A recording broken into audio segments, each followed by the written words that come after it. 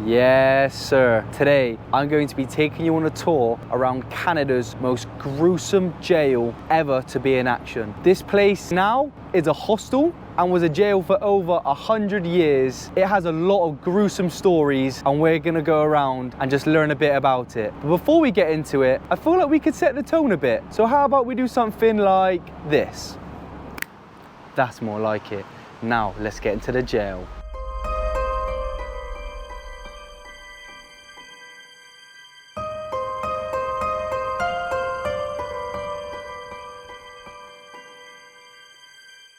To start off this tour, I am inside the reception, which is a nice place to come when it's a hostel, but back in the day, this was not a nice place to come. But it wasn't really used much back in the prison days. The only reason it was used was it had this big solid door, which is still the original today, and this was a visitor's door. So people would come in if they had visitors, say family or friends, and they would speak through this little tiny gap, and that was as close as they could get to their families. So really, really hardcore. There was no hugs, kisses, none of that, just straight hello and goodbye. But that was it for reception. Now let's make our way into the prison.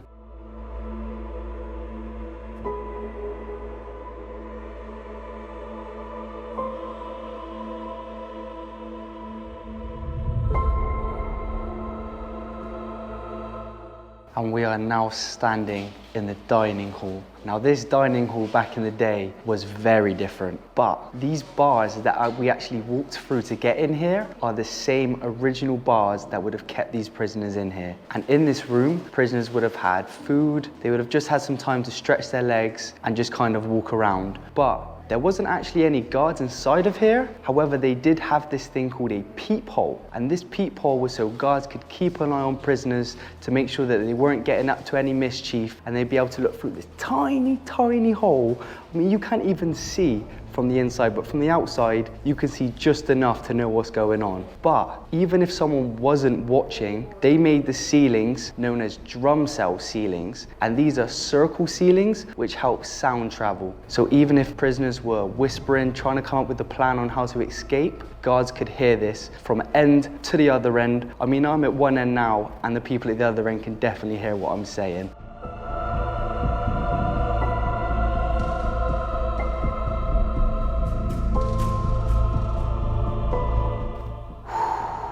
I'm gonna be honest, for the rest of this video, it's gonna be quite a lot of gruesome things that did happen back in the day. So if you don't wanna hear any of that, then don't stay around.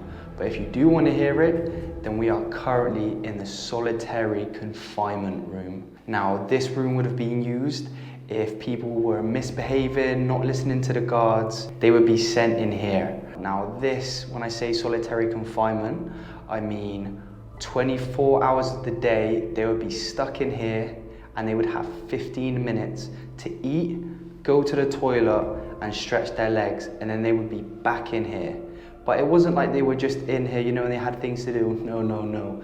They were stripped naked and connected to these original bearings on the floor, and they would lie here in darkness, no sunlight, no one to chat to, and this could have been from 2 weeks up to 6 months, depending on what you did and how bad it was. So, kind of gives me the creepy crawlies, just kind of standing in here and thinking that there would have been people seeing visions of their life pass by their eyes, because this would have been a scary, scary place.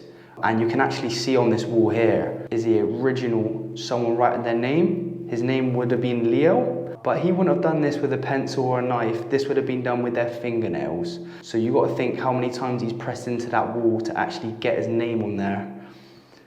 Whew, that is some scary stuff. And I almost forgot to mention that when I say they go to the toilet, they would go to the toilet in something known as a honey bucket. Now this was a bucket, we're talking, this is in the 1800s here, so there's no fancy nice go sit yourself on a toilet, no, no, no, no. A honey bucket, so they would crouch, take a poo in their bucket, and that wouldn't get taken away, that would then be left in the corner, so you would smell that stench all day long with no light whatsoever, and they wouldn't empty it either. So this bucket would fill all the way to the top with poo, and then if they were going to empty it, they would actually then pour it straight back onto the prisoner, and they would be lying there tied up naked in their own feces. So if that doesn't put an image in your head, I don't know what will.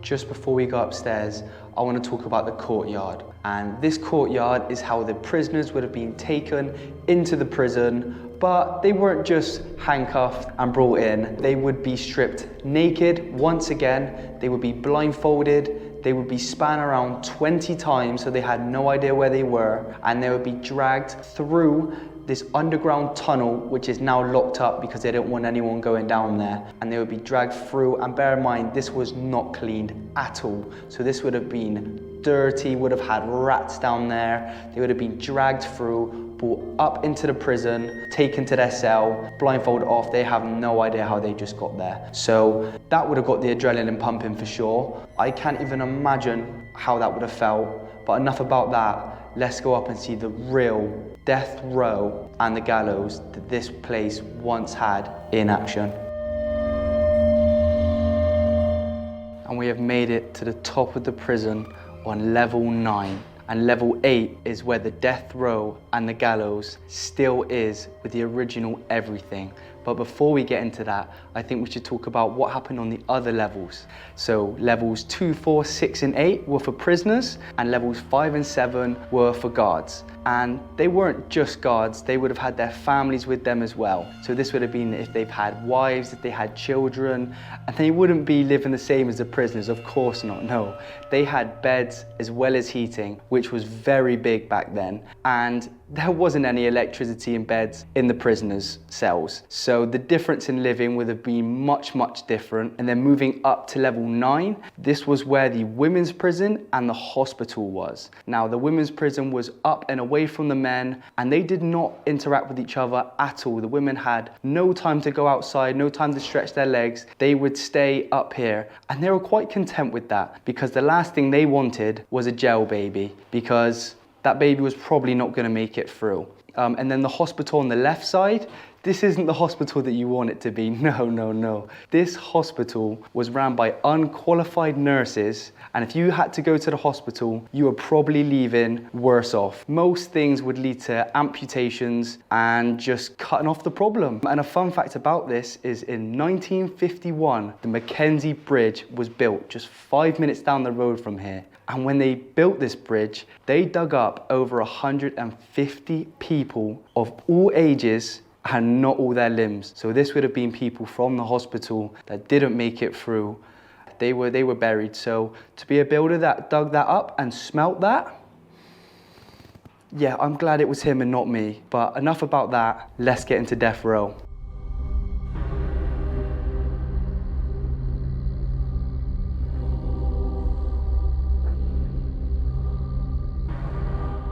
Now, of course, they did have to change a lot about this building to make it livable as a hostel, but we are still on floor 8, and this is one of the most untouched parts of the jail. And here, along this aisle, is where prisoners would have been kept, and this was their life. And back in the war, you could only have 150 people inside of this whole jail. But due to them not really being much restrictions and people checking up on this place, that rule just went out the window. So guards could keep up to 8 people inside these one-person cells. And let me tell you, I did a tour around this place and we tried to get 8 people in there. You couldn't even try to sit down. So how they would have slept, how they would have gone to the toilet, I have no idea. It literally seemed impossible. And one really, really horrible thing that these guards did was around Christmas time, when this place was cold and sad as it is, they would come with freshly hot plates of a big feast. They would place it on the wall furthest away from the prison cells, and they would leave it there. And they would let this beautiful smell go straight through the whole of all of these cells for the prisoners to smell. And then the rats would come out from the cells, eat the food, and then go back in with the smell on them. And then the guards would actually make the prisoners clean the dishes later on. I mean, if that isn't inhumane, I don't know what is. But these cells are super tiny, would have had no lights, and it's just worst place that you could stay.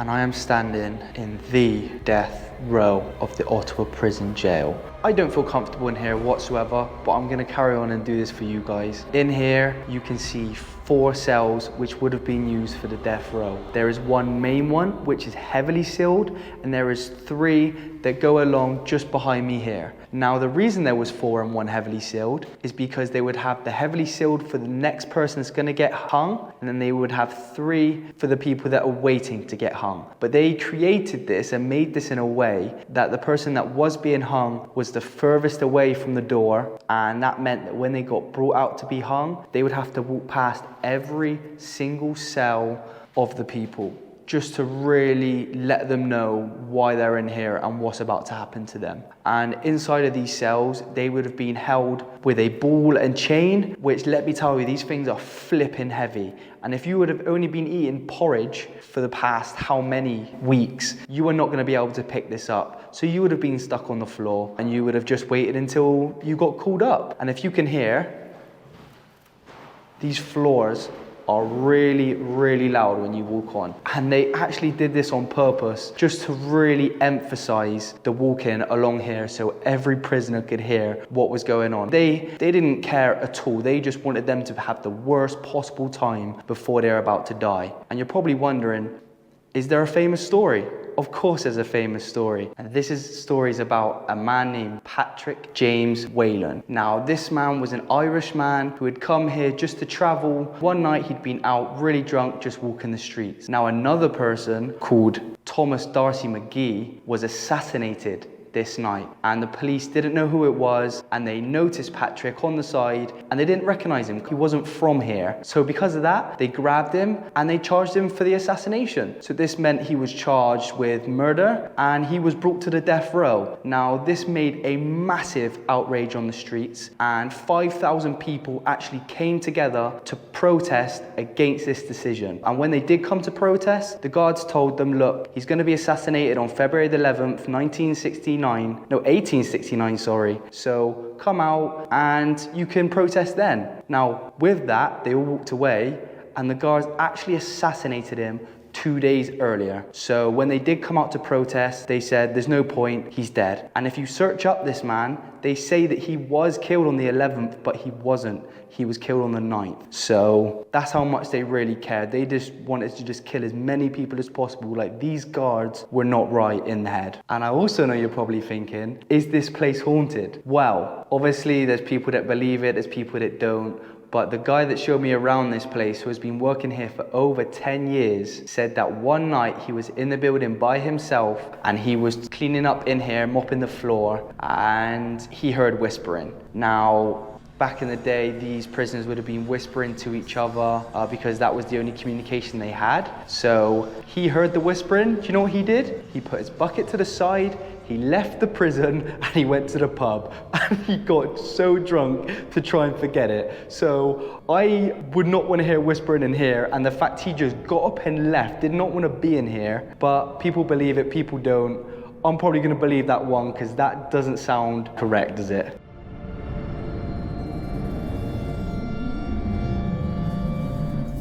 Now walked through the death row and we are inside the gallows. Now this is a separate stairway, and here you can see a wooden beam that goes across the top of this stairs. Now this was used for unofficial hangings. The one like Patrick, he would have been hung on this exact beam away from anyone to see, and that was it. You can actually see the wearing on this wooden beam from how many times people have been hung on it. So like on this side it's complete, on here it's really, really worn. You can actually even see the rope marks on the wood, which is not nice at all. But as you go down these steps, you are then officially at the gallows, and there is a rope hanging there with a drop-through door below you, and they would have stood there, been hung, and the doors would have dropped, and they would have been dropped 5 foot, which would have been 40 foot off of the ground, and they would have dropped perfectly in front of a window so the guards could stare into the prisoners' eyes and watch them die. Like I said, these guards were not right in the head, and this is another plain thing showing you that everything was not correct. And as you go down these steps, you can actually see bars that block you from going down the middle. These are called suicide bars, and they were put in place not for the suicide of the prisoners, but was actually put in place when a guard was thrown from the top floor all the way to the bottom and of course died. So for that reason, they put in these bars so guards couldn't die. They didn't care if the prisoners died,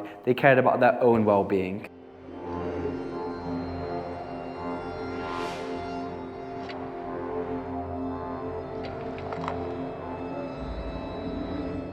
And I am outside in what is now a car park, but would have been the courtyard back in the day. So this is where they would have had their hour of free time to come outside, maybe go to the gym, which I don't know what their gym would have been looking like in the 1800s, but just kind of come out here to get some fresh air and do a bit of exercise. Now, some fun facts about this hostel is actually when it did shut down, the federal government stopped it from being destroyed. Now, obviously, with the amount of bad stuff that happened in this place, they just wanted to get rid of it. But the federal government turned around and said, no, this building was made in the 1900s, so it's over 100 years old, and this meant it could not be destroyed. So because of that, they had a revamp and they turned it into a hostel, and it was only opened by none other than Prince Philip, the Duke of Edinburgh. I mean, to put his name on a place that was probably the most gruesome prison in Canada to date doesn't really make sense, but I guess that's how they wanted to give it a revamp. You know, hey guys, the Prince of Philip, he's opening it up for us, come and stay. So I mean, it worked. I'm staying here now.